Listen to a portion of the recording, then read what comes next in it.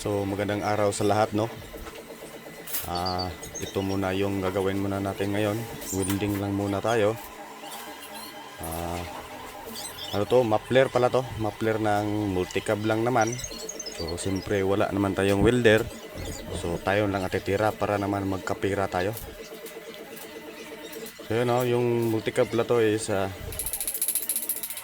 DE64 muffler, pero medyo parang may kunting buslot-buslot na yung muffler niya at saka sobrang napakaingay. So sabi natin sa may-ari nga at atin na ng bulit-buliton para naman mawala ng kaunti yung ingay. So sa mga welder dyan, no,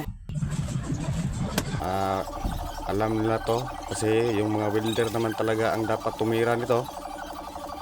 So wala tayong welder, tayo na titira. O yan na. Ikabit na natin to ngayon. Sa mga under chassis mechanic dyan, basic lang sa kanila to. So ang issue pala nito ay sobrang napakaingay, parang bangka. So natanggal kasi yung exhaust gasket niya. Tapos sabi natin sa may-ari na hanapan lang natin ang paraan, nilagyan nang natin ng ano yan, yung rubber gulong ng yung mga malalaking gulong. Naghiwa lang tayo ng kaunti para pang gasket lang dyan, temporary. Subukan lang natin kung mawala ba talaga yung ingay o kahit hindi mawala, basta kuha lang ng konti yung ingay. So yan, kabit natin. So wala kasi tayong mabili dito na exhaust gasket, no. Kung meron man surplus yung mabili natin kasi nasa bukid tayo. So yan, ginabit na natin. Sa mga matagal ng mekaniko, no, basic lang to sa kanila. So tayo, baguhan lang tayo, ay dito lang muna tayo sa pagkuhan lang muna ng mga exhaust muffler kasi nag-uumpisa pa lang tayo. So siyempre ayusin natin yung trabaho natin para naman hindi tayo mapagalitan ng may-ari at bumalik pa siya.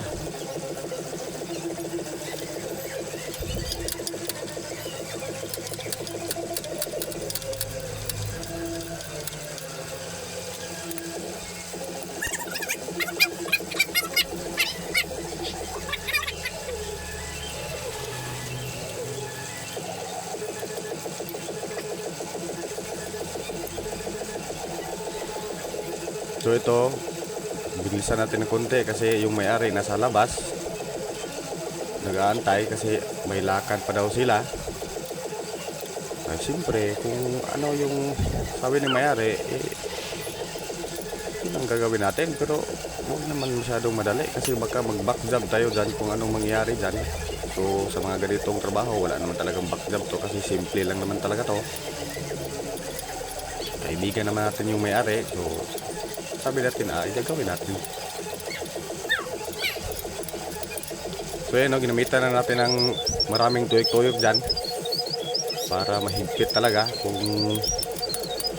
mawala ba talaga yung ingay, at saka iipitin natin yung nilagay natin na DIY na gasket dyan. Ato ni siyang ilisdan kay saba kayo. So ato na nagsapawan kay wala naman siya ay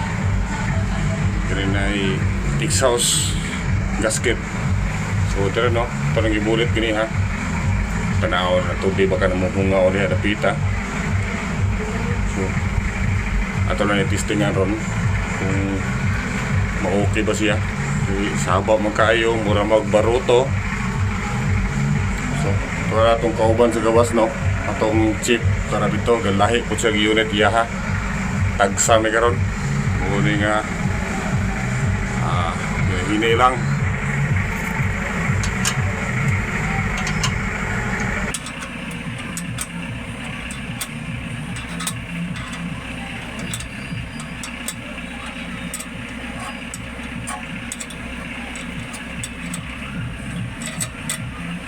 So ato lang nang gibutangan og say tawag na fibra ba na siya. O mura man na siya og plastic nga murag rubber. O tanawon na nato og kana siya matunaw. Kay kuhaon sa tag-iyaron kay bulakaw kuno sila. So ato lang ning butangan sa basin mugana ra sa niya to ang gibutang. Aray.